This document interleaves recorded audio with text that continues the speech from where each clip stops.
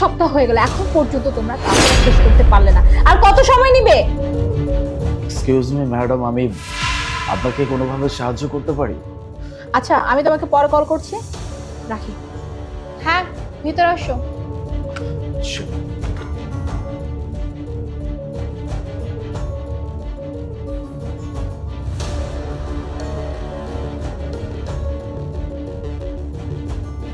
বলো, তুমি আমাকে কিভাবে হেল্প করবে? ম্যাম, আমি বাইরে থেকে আপনার ফোনে কথা বলাগুলো শুনছি। আপনার একটা প্রজেক্ট আপনার পুরো টিম মিলে করতে পারতেছে না। আপনি যদি কিছু মনে না করেন তাহলে আমি কি সেই ফাইলটা দেখতে পারি? অবশ্যই, ওয়েট।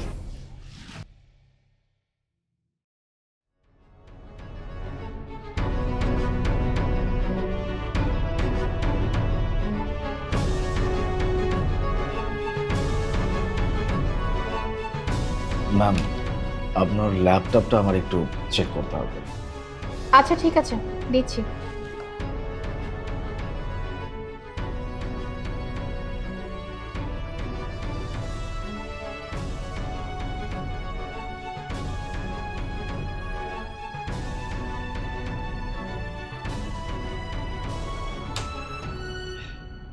ডান। ম্যাম, আপনি একটু চেক করবেন। সিরিয়াসলি, এটা কি করে সম্ভব?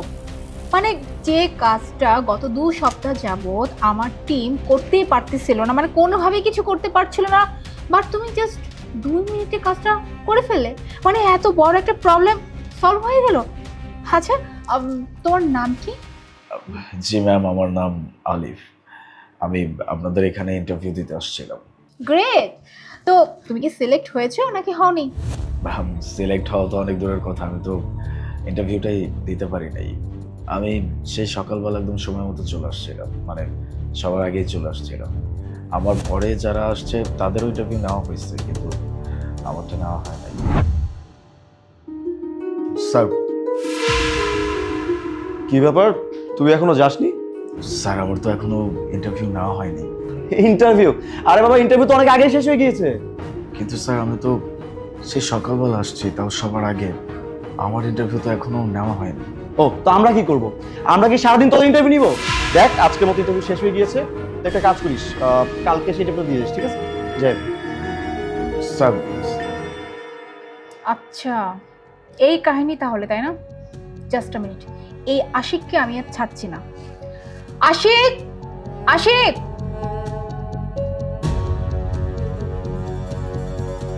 জি ম্যাম। তুমি আমাকে বলো, তুমি কেন ওনার ইন্টারভিউটা নাওনি? ম্যাডাম, যে নিজের পায়ে দাঁড়াতে পারে না তার আমি কি ইন্টারভিউ দিব, আপনি বলুন। শাট আপ আশিক, কি বলছো তুমি এসব? আর এসব ননসেন্সের মতো কথা বলছো কেন? আর তুমি ওনাকে কি বেসিসের উপর জাজ করলে? হ্যাঁ, উনি ফিজিক্যাল ডিসেবল, হ্যাঁ, উনি হাঁটতে পারে না, ওনার প্রবলেম, তাই বলে তুমি ওনার সাথে এরকম ব্যবহার করবে? তুমি কি জানো না এইরকম মানুষের সাথে কিভাবে ব্যবহার করতে, তাদের সাথে কিভাবে কথা বলতে হয়? ম্যাডাম দেখুন, আমি একদম ঠিক করছি, আর যা বলছি একদম ঠিক বলছি।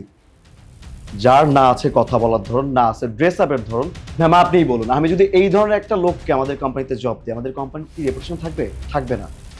এই জন্য আমি ওনার ইন্টারভিউটা নেই। ও আচ্ছা, তাহলে এই কথা। আচ্ছা আশিক, তুমি আমাকে একটা কথা বলো তো, তোমাকে কোম্পানি কেন হায়ার করেছে?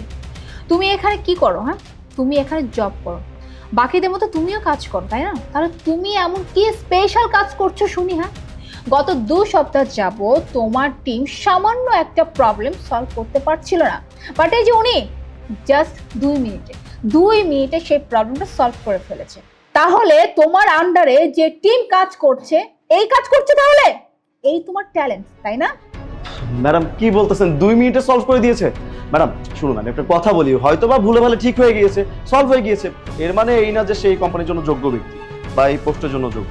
ম্যাডাম আপনাকে একটা কথা বলি, এত কথা না বলে প্লিজ একে বের করে দিন অফিস থেকে। আচ্ছা, এই কথা। আচ্ছা মিস্টার আলিফ, আপনি এই কোম্পানিতে কোন পোস্টের জন্য আসছিলেন? Ma'am, junior developer post. Junior developer, okay. আপনি জুনিয়র ডেভেলপার না, আপনি সিনিয়র ডেভেলপার হিসেবে কাজ করবেন। ম্যাডাম, সিনিয়র ডেভেলপার তো আমার পোস্ট। তোমার ছিল, বাট এখন আর নেই। You are fired. ম্যাডাম আপনি কি বলতেছেন? সামান্য একটা বিষয় নিয়ে আপনি আমাকে ফায়ার করতে পারেন না? আর তাছাড়া আমি অনেক পুরনো একজন এমপ্লয়ি, আপনি এরকম হুটহাট ছোট্ট একটা কারণে আমাকে অফিস থেকে বের করতে পারেন না। এই সব কিছু না তোমার ওনার ইন্টারভিউটা নেয়ার আগে ভাবা উচিত ছিল, এখন আর ভেবে কিচ্ছু হবে না।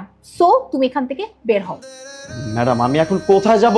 ম্যাডাম আমার চাকরিটা প্রচুর দরকার ম্যাডাম, বিশ্বাস করুন।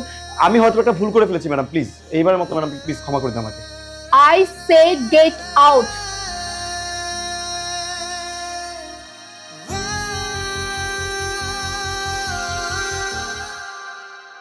কংগ্রাচুলেশন সালিফ, আপনি কালকে থেকে চাইলে জয়েন করতে পারেন। Thank you ma'am, thank you very much. You are welcome.